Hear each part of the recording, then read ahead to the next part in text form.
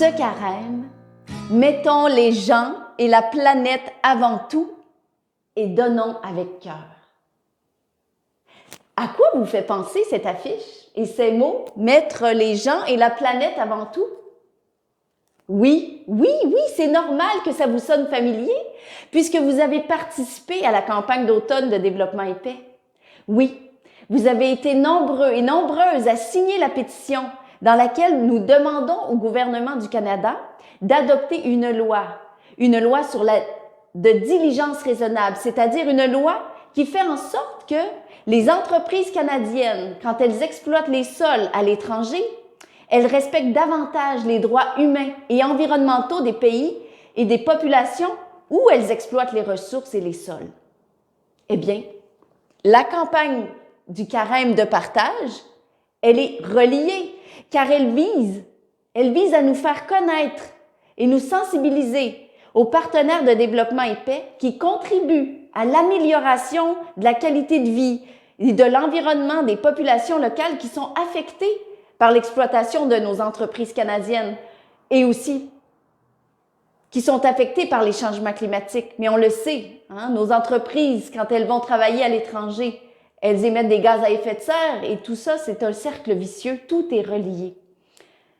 De plus, la campagne du carême, elle nous sensibilise aussi à ce que nous pouvons apprendre de ces communautés sur la manière d'exploiter les sols et de vivre de manière plus collective, de partager ensemble les ressources que nous avons.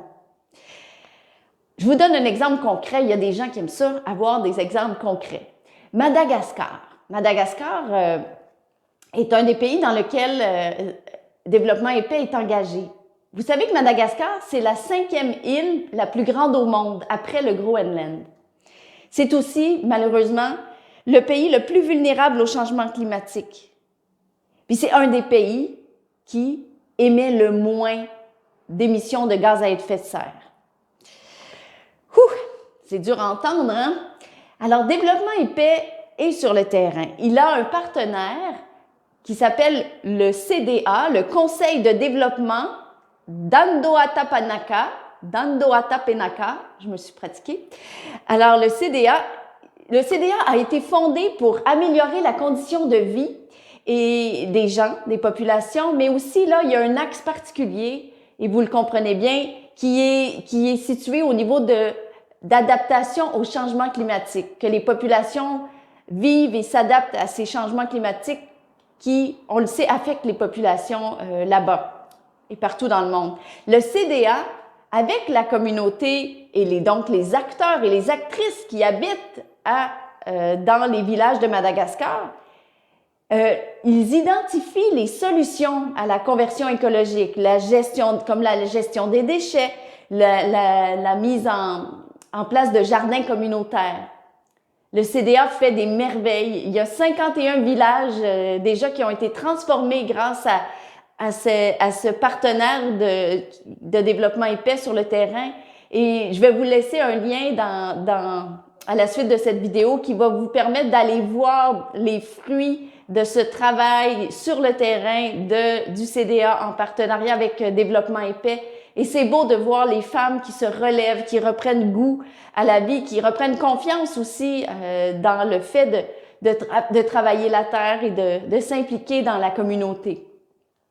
Donc, en donnant généreusement à la collecte du 3 avril prochain, la collecte qu'on appelle du dimanche de la solidarité, vous allez permettre à Développement épais de continuer de débloquer des fonds qui vont servir à soutenir les partenaires comme le CDA à Madagascar et qui, vous le voyez, qui font une différence dans la vie des gens qui sont affectés par la crise climatique.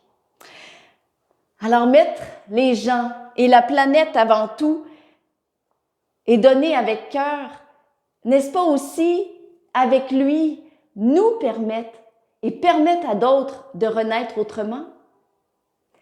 Bon carême de partage, bon dimanche de la solidarité. Merci.